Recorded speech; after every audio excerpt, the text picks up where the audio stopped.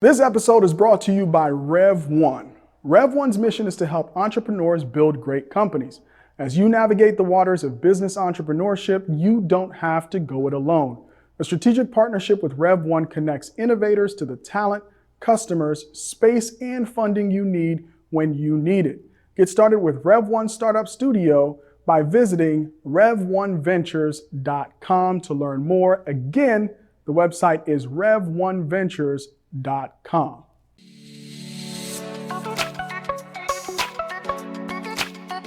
614 Startups Nation, welcome to a special edition of the 614 Startups Podcast, broadcasting live from COhatch Dublin.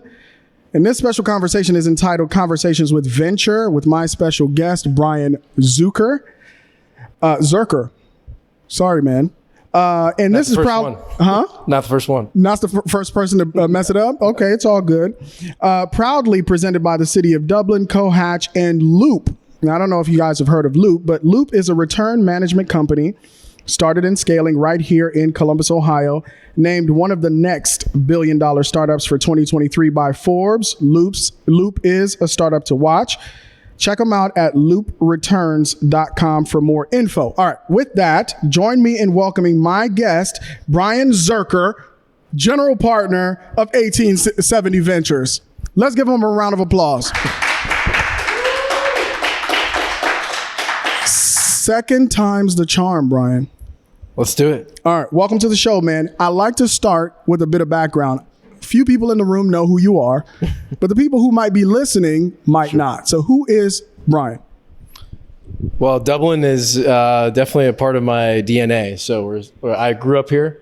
I have been involved in a part of the city, essentially it was actually a village when I moved here. Technically, we moved here in 1985, which meant we traveled across the river. Which was like 2 miles from our old house. And I will say this city has had a huge impact on my life, mainly not because the city had it, because my mom had it. And so a big part of my life has been watching somebody self-start, become a civil servant, care a lot about their community, and really understand that you can make a difference.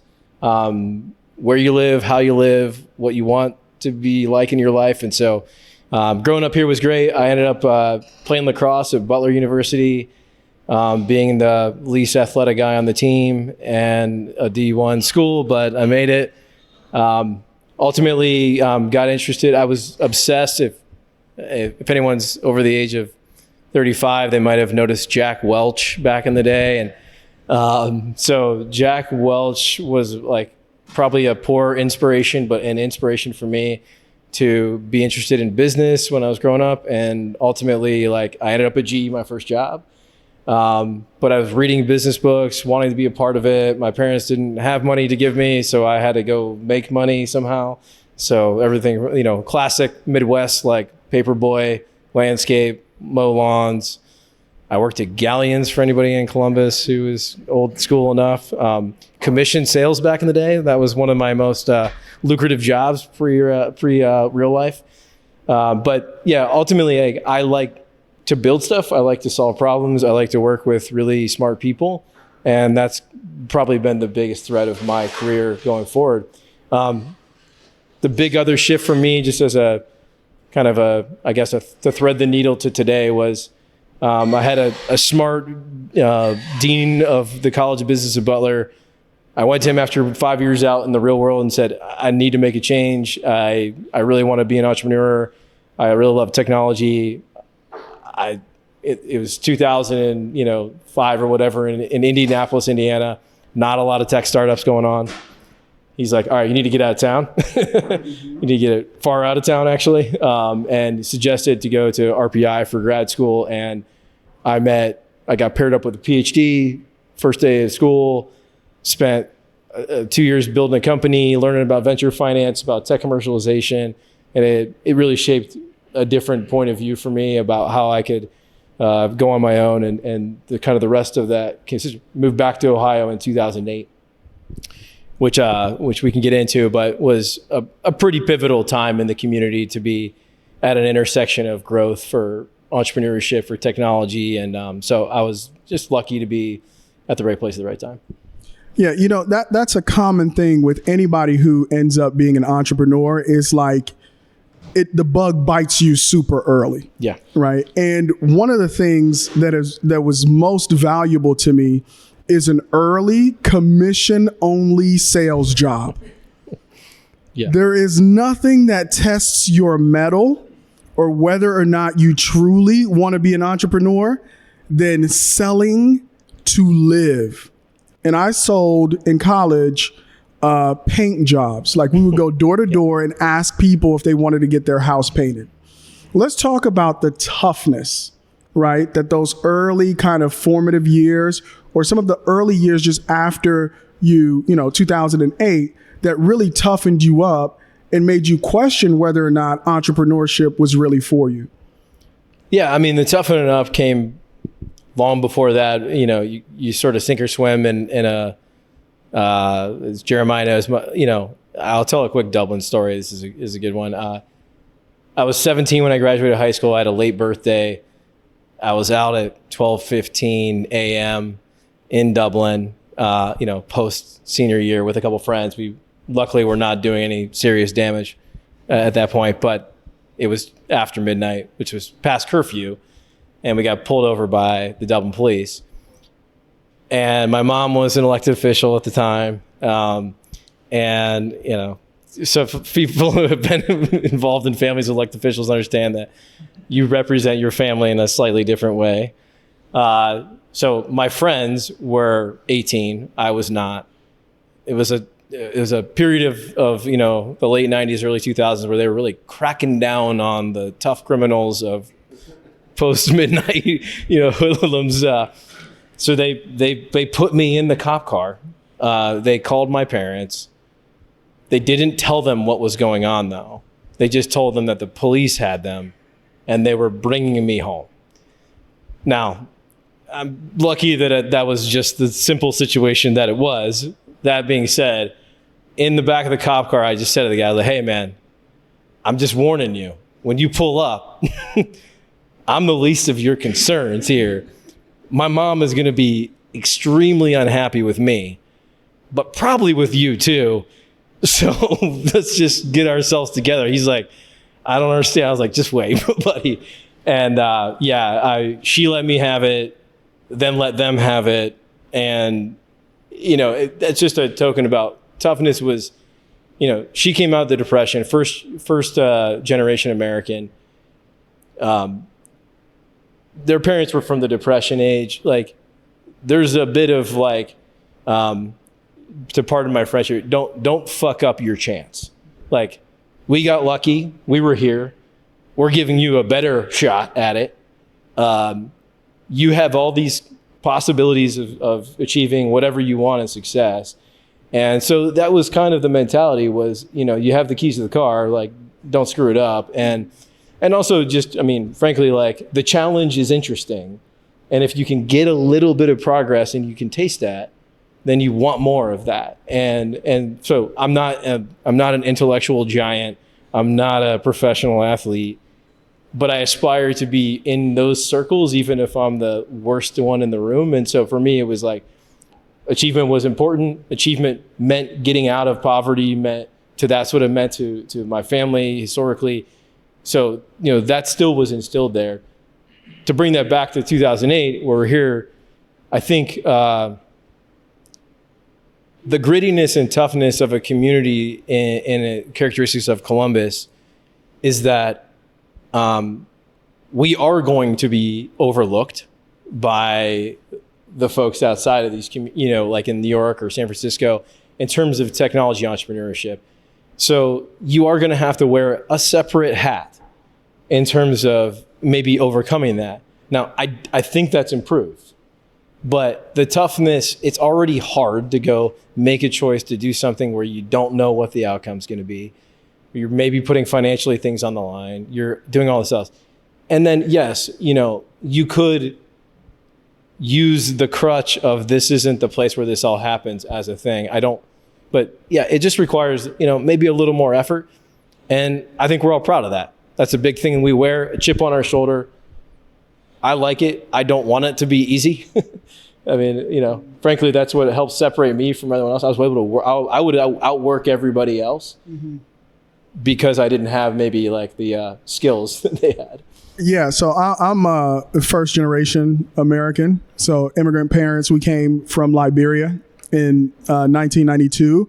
And the presence of don't F it up just hangs over you. Talk about representing your family and the pressures of that. So I certainly understand that. Now, you not only started building companies in Columbus early, but you were part of that early ecosystem building process with things like Wake Up Startup. For those of us who are kind of new to the startup game, what was it like back then?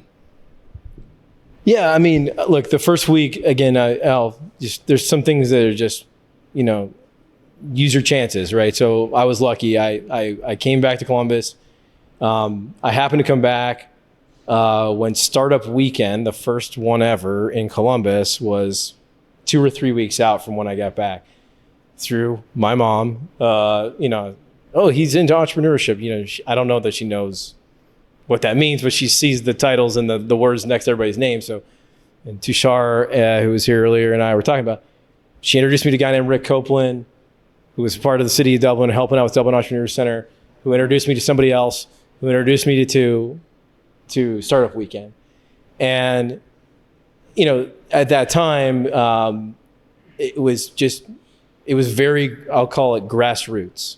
Everybody that was getting involved was doing it really to help build the community they wanted to have, right? It was not taken for granted that there wasn't lots of meetups. There wasn't 614startups.com. There wasn't anybody paying attention to Columbus.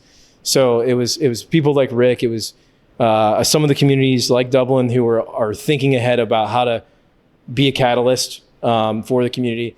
Guys like Ben Blankera and others who were willing to volunteer their time and their treasure to put together things.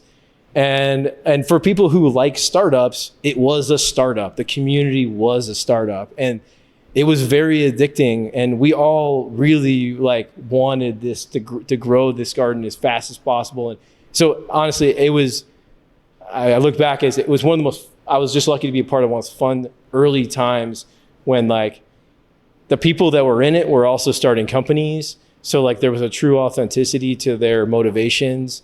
They needed talent. They needed co-founders. They needed capital. It was really grassroots at that stage. So it was a good time, but it was also frustrating too because you maybe didn't have the resources you wanted to have. And so, a lot has changed since then. Yep. You probably had a few stops along the way, but I want to spend the rest of the time talking about 1870s Ventures. Okay. So what is 1870 Ventures? And more specifically, what is your why behind launching 1870? Yeah, so 1870 Ventures is a deep tech venture studio. So we start, build, and scale companies within our firm. So one slight difference between us and maybe a traditional venture capital firm is that we are originating the ideas and the businesses inside our four walls. So we are deploying our capital within our own four walls on ideas, concepts, and businesses we want to build. We are particularly focused on businesses that we can back with intellectual property. So we have relationships with Ohio State and other big research institutions in the region to help identify the smartest people in the world that have been working on something for 30 years, where they have become the number one in their particular area of practice, and how do we help them scale that solution to help change the world for the better. So we're interested in areas like digital health and how we help affect patients' outcomes, better health for the world, and then also mobility, electrification, things about the environment, about our system, and just how we all live better and more healthy together. So, as a founder, I'm always thinking but why not come out here and invest in the companies that are already out here? Why the decision to bring everything in-house, the capital, the idea generation, and basically germinating these ideas and helping them grow? Why everything in-house? Yeah, it's a unique model, and it is a specific lane to fill. So many years ago, I wrote a little piece about entrepreneurial ecosystems that talked about the idea of a community garden as the entire ecosystem. And if you think about the garden participants, you have, capital as fertilizers, you got entrepreneurs trying to plant seeds, you've got university partners that are brewing up the new seeds, and you've got this huge ecosystem that's going on. And if you look at the investment that happens in research and innovation, there is nothing even secondarily close to what happens in universities or research hospitals.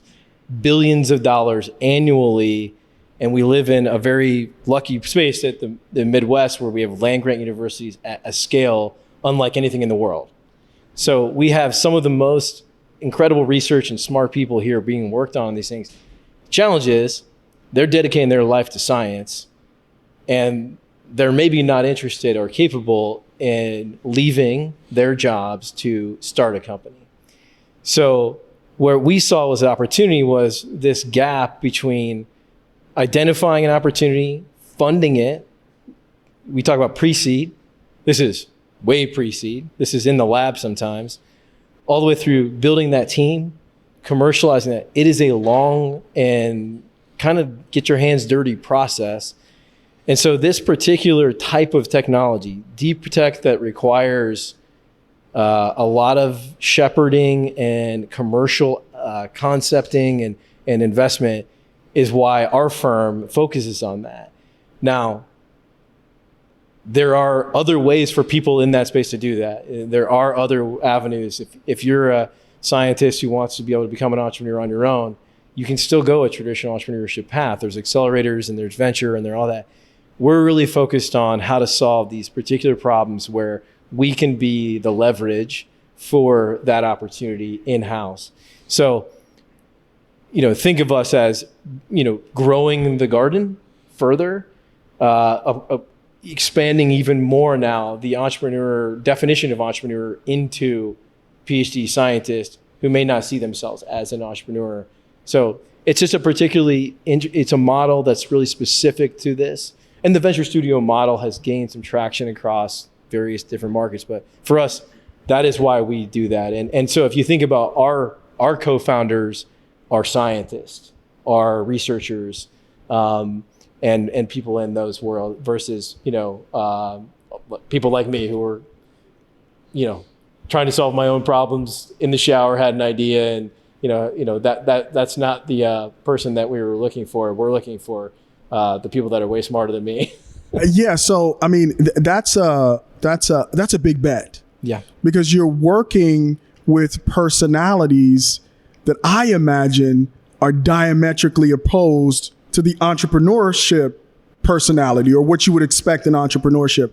How are you thinking about melding those personalities where the scientist co-founder, entrepreneur co-founder, what are you thinking about making that work? How do you make that work? Yeah, look, I mean, I think there is I could challenge a little bit of the assumption that they don't want to do it. I think that they maybe either don't see themselves as it. If I think about myself, like in 1998, coming out of high school in Columbus, Ohio, there wasn't a lot of people there was nobody that I knew at least talking about technology startups. But if you grew up in Silicon Valley, there was somebody talking about technology startups. So I think there's a generation of researchers who've watched the meta culture of entrepreneurship and understand the power of scale to their solutions, to their science, to their wealth creation for themselves. So the challenge for us is maybe less on the philosophical side of it, but more on the practical application side of it. And so what we have to do is, I think, demonstrate our value to them, that we are experts in helping understand the strategy and concept development, bridging the gap between their science and the commercial application of their science.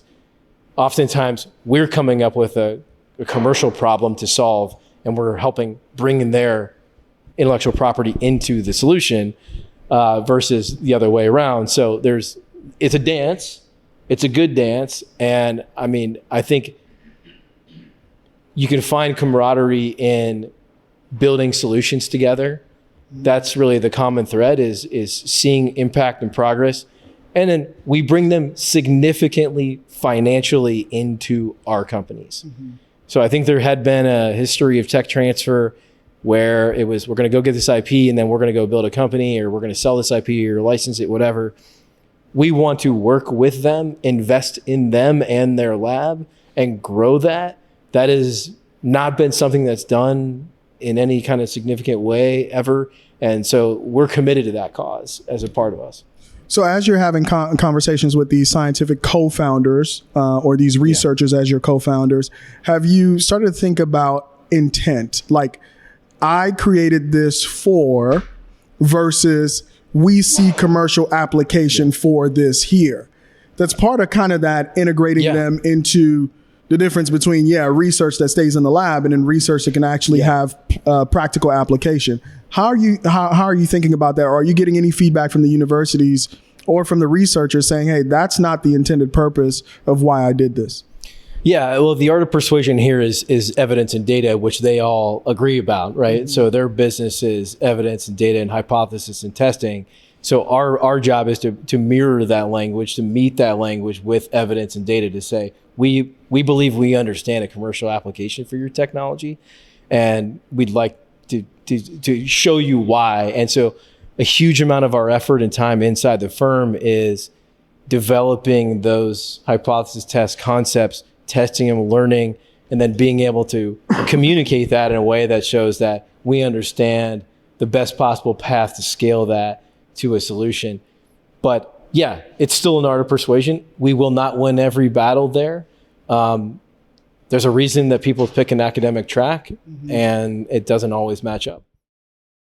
Support for the 614 Startups podcast comes from Nationwide. Nationwide's mission is to protect people, businesses, and futures with extraordinary care.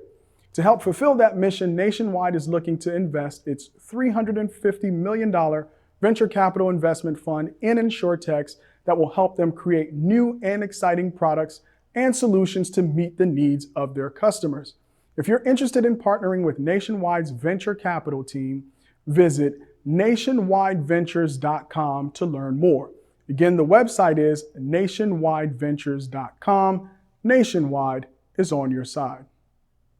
Today's episode is sponsored by the City of Dublin's Division of Economic Development. The City of Dublin provides world-class, tailored business services and resources to ensure the best possible environment for businesses to recruit talent and thrive. Because of this strategic focus and commitment to employer growth, Dublin is the only accredited economic development organization in the state of Ohio. The City of Dublin supports startups and entrepreneurs by offering targeted resources and training programs to grow companies that are financially sustainable, innovative, and committed to creating jobs. Learn how other businesses depend on Dublin. Visit thriveindublinohio.com. Yeah. Okay. So just like you have to sell it to the researchers, you have to sell it to your team. There are a couple of your team members in here, right? So you go out, you have this idea, you and your co-founders, but you got to go out and build a team. Let's talk about how you went about that process of deciding who are going to be the people who help me take this thing from a dream to a reality and then eventually to a success. Well, if you're talking about the firm specifically today, well, it's all about relationships. And timing of relationships is just serendipity to some extent.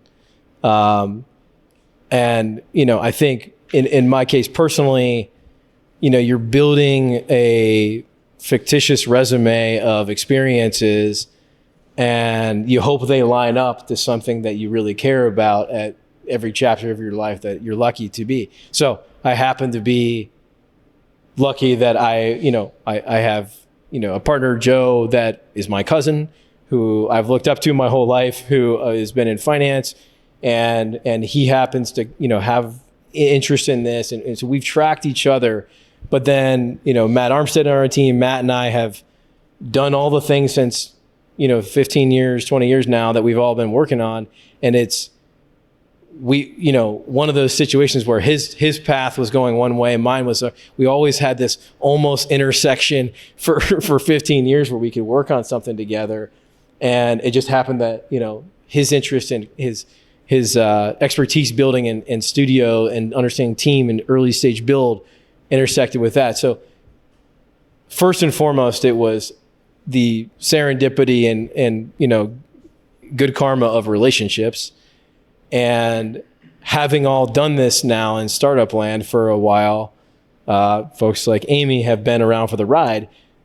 You have to find people with the scar tissue of early stage because they generate a particular understanding of changing fear into opportunity, right? And understanding that the world moves on and there is a practice to this thing. It's not the casino like everybody thinks it is, but there is a lot of unknown. And so the relationship, the trust, the idea of knowing that someone's going to work through the hard times with you, keep you along the way.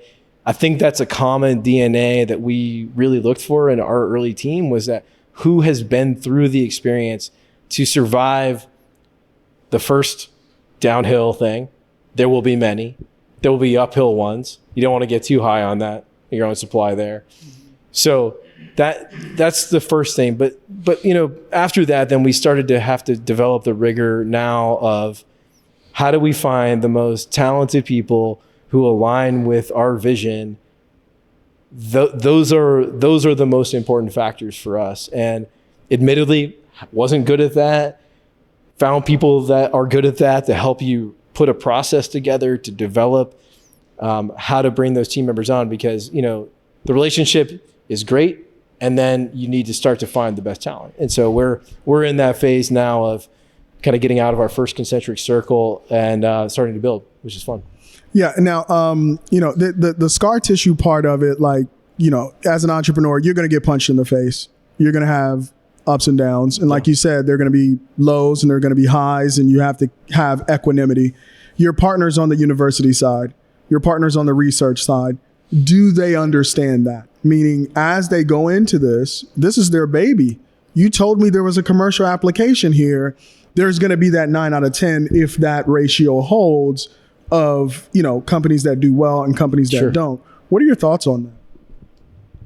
Yeah, I don't expect anyone to stand in anyone else's shoes and absolutely feel the way that person feels, but you hope that they're able to respect the process that you may have. And so I think it's on us to share our experiences, why they think they apply to whatever we're working on, and generate trust through experience. We should not be granted all of the trust up front. But I think what we're trying to focus on is we have a very specific lane to fill. We're aligned in incentives. So if we can find alignment in incentives, then that helps bring all of the rest of the things together. So these incentives are financial. These incentives are recruiting talent to their universities and places. That's growing our community, and then in last and definitely not least important is having a positive impact on the world. And so it was important for us to have that as a core component to our mission, because we know that it aligns to the stated mission of most research institutions. Okay, got it. All right, now you got me excited, man. I know I have to ask you a bunch of tough questions there because I'm trying to get into the mind of both you, the university, and the researcher. But let's talk about the fun side of this. What are some ideas that you've seen or that you guys are working on without giving away anything proprietary that you're excited about? Yeah, and I stayed up front. I am not a PhD. I am not experienced in all these areas, but what I can say is that what if you look at the history of the United States innovation and you look at moonshot concepts, literally moonshot in some cases, where the wake of those big goals spawned just huge amount of innovation. You can look at the moonshot, the cancer moonshot we have, And when we look at the market and we see where federal funding and innovation meet together, there is unbelievable amount of potential. Add in all the other macro things happening with computation, AI, ML. Now it's really a question of like, how fast are we all going to bring these things to change our lives? And, that's to be determined. So to get specific, digital health, which the way we define that is, you think about the fastest way to get the next cures of cancer. Another thing is going to be on how do we discover cancer? How do we discover drugs? And data and patient data and things around that allow us to help discover that. So we really love the R&D side of pharma, and how do we capture real world data, the speed and incredible opportunity with AI and ML, and advancements in other types of devices and discovery all into one. And so we're interested in how to solve those problems. Within that, there are more problems than we'll ever figure out how to solve, but that'd be an area of really specific things that we care. Biomarker discovery, biorepositories. Like, we love this idea of leveraging real world data. That transitions into other areas that we're interested in too, in technology. So if you think about physical assets that have the potential to have a data or a digital component to them, how do we convert those assets to digital components that have data? So part of the problem with mobility is going to be scaling the grid, and how do we understand how the home and it's utilizing and throwing off tons of electricity and energy. We don't have, most of our stuff is not wired to connect to understand, both from the manufacturing, the car, the battery, and in between. So we're really excited about this idea of physical and digital asset and the data component of real world data that can come out of that. Yeah, so something very sci-fi. I mean, I don't know about you guys. I listen to NPR, okay? So I'm an NPR guy. And I heard about like them using CRISPR to do gene editing on bone marrow for people with sickle cell. So they like took their bone marrow, did gene editing on it, put it back inside of their bone marrow so it could produce healthy cells. Yeah. That's crazy, right? But so far, the results are positive. Now, of course, we don't know long-term effects. And so, again, you have to consider things like that. But one of the things that seems to accompany health innovation in particular is astronomical costs. Sure. Right? It's great that you can potentially heal or at least minimize the symptoms of sickle cell, but it's like $2 million. From an investor, also an entrepreneur, and just a human being, how are you thinking about some of the potentially life transformative innovations, right? Moonshots, like you said, could cure childhood diseases. Yeah. And cost. What are your thoughts on that? Yeah, I mean, if there's, again, I guess I have to keep coming back to my mom. If there's something that I learned about the United States uniquely, is that no one aspect of our society, government, private business, or NGO is going to solve that problem. It's a coordination problem. And so we have to develop ethics and morals that consider those aspects of drug development. And I'm familiar with a lot of the challenges in drug development around holding back drugs because the patent expiration. And so we're going to have to change the incentive structures. As a firm, maybe our role is best served by vocalizing those issues while we're discovering opportunities and putting our hand up and going to the legislature and going to the community and making them aware that, like, hey, there's opportunities, but they're going to be cost prohibitive, but it's opportunity to save lives. And so, I mean, that is a challenge in healthcare of our system is built on a massive coordination effort.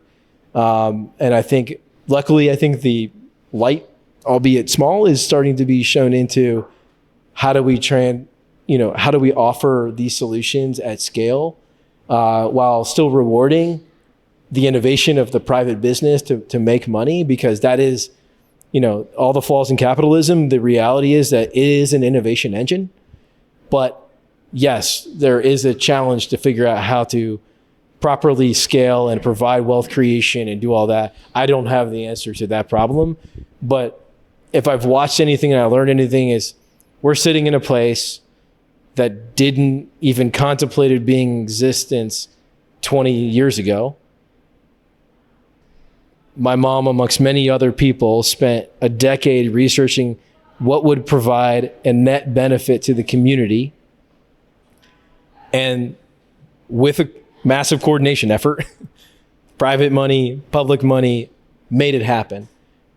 This place and this community isn't saving a life directly, but it should be inspiration that even at the local level, at a national level, if you have the right ethics and morals and incentives in place, you can build a coordinated effort to do things like scale life-saving things to other people. Yeah, man, this is 614 Startups. We get philosophical on here too, okay? All right, so time to play profit, and then we're going to go to the audience if you have any questions for Brian.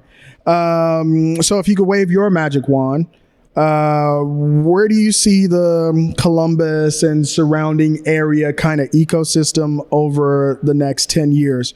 What are we doing? What can we be doing to make that vision a reality?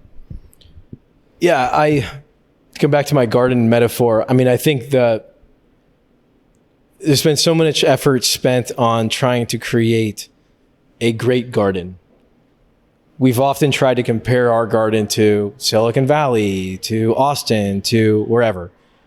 I'm completely disinterested in those comparisons. We have to make a definition for what success looks like here. In my opinion, it's time to grow the garden.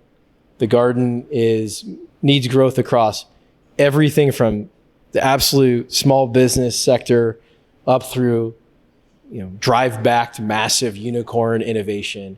Because if there's something that I think can be a driver of wealth creation across all classes, all people, it's the ability to be self-governed and self-earning people. And I think Columbus is a unique place that we can do that. So I'm interested in seeing how we can all come together with a common goal around that growth of that garden. How do we include more? How do we build more? How do we support each other more? And I think that that's a challenge for leadership across the board at all organizations to be a part of that conversation, join that conversation. And I think much like our national politics sees that there is a time of a changing of the guard for generations to be leading. And one thing that I love about Columbus is that most people up till now are not from Columbus. And so this generation, and I'm probably at the very far end of the beginning of it, was the first ones born in Columbus. Neither of my parents are from Columbus. And so Columbus in 1975 was a really small town. And so the people here who stay here were probably born in the region or area and want to be here. And so I'm excited to hear what the young people want this place to be and how they would define it. But the ecosystem's going to grow. We need more capital. We need more venture studios. We need all kinds of new things adding to the market so that more people have more shots on goal, because it is a absolute numbers game.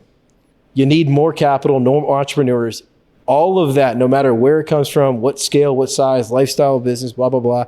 We just need more of it. And so I'm a proponent for getting as much of that on the table as possible. This episode is brought to you by KJK. Tired of the billable hour? KJK has a solution. The KJK GC Advantage program offers businesses comprehensive legal services in the areas of employment, corporate services, real estate, trademark, intellectual property, and estate planning, all for a set monthly fee. KJK serves as their clients' partners in business, not just their lawyers. Along with cost certainty and predictability, the KJK GC Advantage program gives clients peace of mind, knowing their projects will be handled quickly and efficiently, maximizing the return on investment on their legal spend. So don't go it alone, let KJK help. Learn more by visiting kjk.com. I think a concept of, if I go raise money for my startup, let's say I'm going to put together a $2 million pre-seed fundraise for Brian's terrible idea. I will raise that money and then I will spend all of that money absolutely to the last cent, and then probably another 25% of it that I don't have, trying to make sure that that thing gives every chance it possibly has to succeed. There is a pretty high likelihood that somewhere in the first $250,000 of the $2 million that I might have figured out that the thing that I was doing didn't have any legs. And so there's still a lot of money on the table. Now, what we call that historically has been the pivot.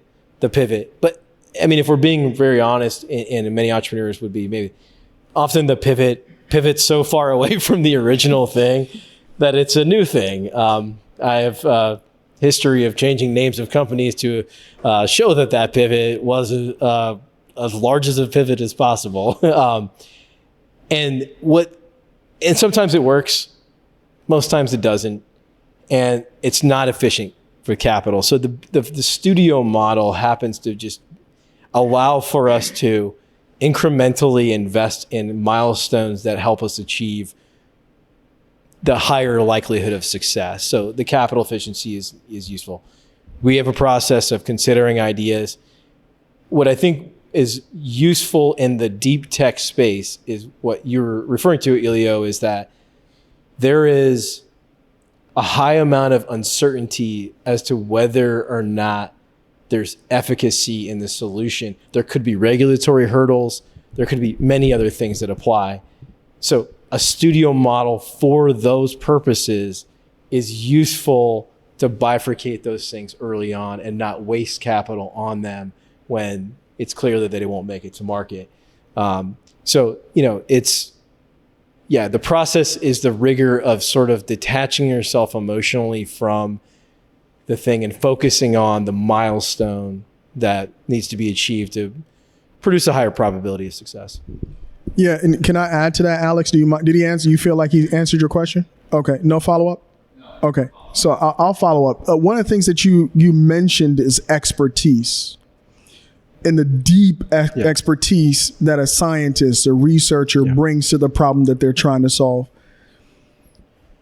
I'm not a media guy. I started a media company. Yeah. Chances of failing through the roof. Yeah. How do we as an ecosystem weigh what's the value of expertise? Meaning, like, for somebody who aspires to be an entrepreneur, that deep knowledge in the industry that you're starting the business in, how can you talk to young founders about that? Yeah, look, I mean, I think on the spectrum of entrepreneurship, it really depends on what sector you're getting into. I mean, if you want to get into something that's front-end consumer, like your expertise might be in customer acquisition and marketing and branding, whereas, you're talking about, cancer oncology, clinical trial matching, you probably want Dave Billiter, who's one of our partners, who ran bioinformatics at Children's Hospital, to be running your company, because there's a language and an experience and a stakeholder mix behind the scenes that if you've not worked in that, you'll never be able to crack that code on your own. So expertise just has to be focused on what is the pressure point of the opportunity at every stage. So the pressure point of the opportunity in a consumer startup might be, again, testing customer acquisition to make sure you're defining and positioning the product properly. That comes secondary to whether the technology is the biggest, better, is faster. So something like, biomarker discovery, like the ability to access the data, understand the data, may be the pressure point. And that pressure point will move then. And so in 2 years, for either one of those types of companies, the pressure point of that company is different. And so the expertise required at each stage is going to be different. And you may not be the one that's there to scale the company later on, and that's okay too. So I think that the challenge is to focus on what is that pressure point. I mean, Brett Feld, famous Foundry Group investor, he's very famous in my mind for contemplating the idea that, like, if you're having to focus on more than one pressure point at a time, you're probably going to fail, because there's just too much risk early on and unknown to be able to solve for two things at once. And I think that's if I were giving advice to myself in earlier days, I'd say, what is the one thing that at this stage of the company would matter the most to get to just the chance of surviving the next phase? And so I think that's really the question at hand. And unfortunately, I won't belabor this point, but I think that a lot of entrepreneurs and business schools coach the idea of building the late stage business from day zero. Mm-hmm. So you play house. Oh, we need a CFO. We need a CMO. You probably don't. You probably need somebody to help you solve this one problem, mm-hmm. whatever that problem is, whatever that pressure point is to get to the next milestone. So I look at it as like, but the challenge is identifying that problem. Like, what is that pressure point? Because it can feel like it's everything, but it probably is really one thing at one point in time. My instinct, but with no real evidence, is that reducing the friction to be a part of the system is critical for anyone to want to come in. And so while I would philosophically be interested in, more economic development, but it's just like the sake of the purpose of economic development from the government's eyes doesn't map to the financial markets. They don't care about growing jobs. They care about growing companies, about creating shareholder value. And so I think any community that can reduce the friction of access to whatever the resources are, starting a company faster, filing your taxes better, literally all those things sound inconsequential, but they just make it harder to be an entrepreneur. None of those things add value to your business to do them. They are requirements to be in business. So the less friction to be in business, in my opinion, helps increase growth. Now, I think Elio and Jeremiah mentioned this. There's a story to be told for every community about what's really valuable in that community. I think we undersell Columbus a lot. That being said, it's a pretty unsexy sell. So what I tell people is, it's a really easy place to live. The economics are good. The people are pretty nice.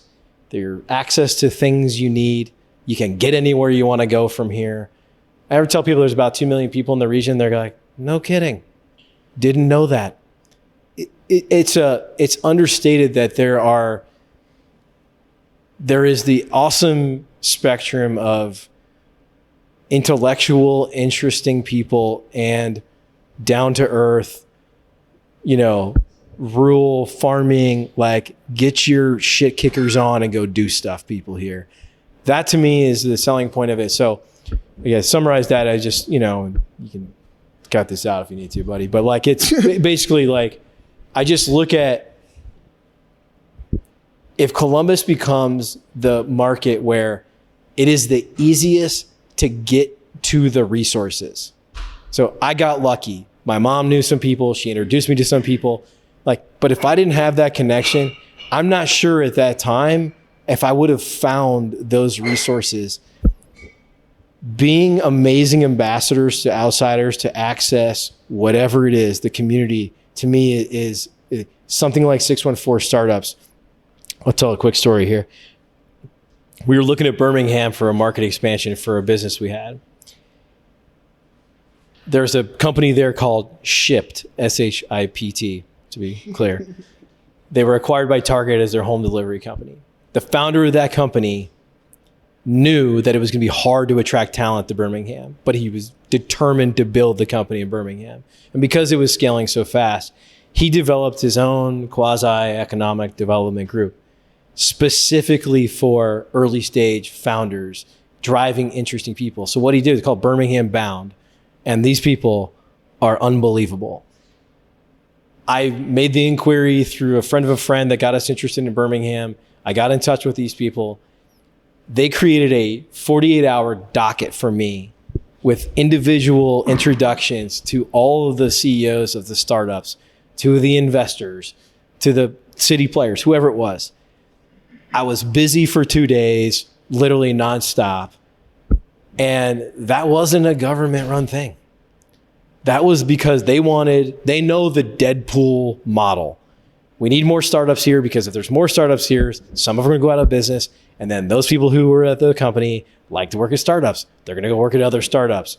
It's the Silicon Valley model. It's not the capital there. It's the Deadpool model. We need more people that are that scar tissue. So I saw what they did and I was like, man, they shortened the distance from me having to do all of the hard work of, okay, who are the 5 entrepreneurs I should meet to understand the market, to do all this.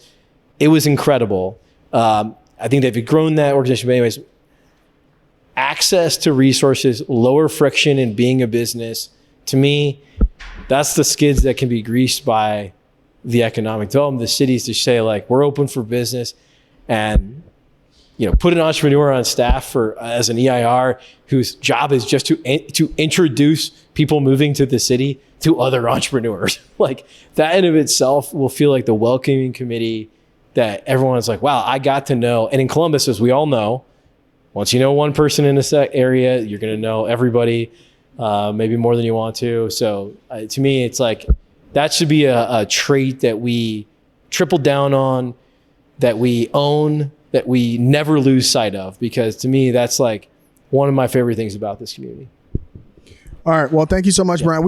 We have to wrap the podcast at some point, so we're going to wrap it now. But we have another half hour or so. There's wings here. There's drinks here. Brian, you did a wonderful job. And thank you, everybody, for being here. That's a wrap, folks. You can find this and all our episodes on our website, 614startups.com, Apple Podcasts, Spotify, Anchor, and all your favorite podcasting platforms. Don't forget to subscribe and write a review. If you'd like updates sent directly to your inbox, you can sign up for our weekly newsletter on the website. To engage in the 614 Startups community, follow us on LinkedIn, Twitter, Facebook, and Instagram at 614 Startups on all platforms, and join the conversation. For sponsorship opportunities and collaborations, email us at info@614startups.com.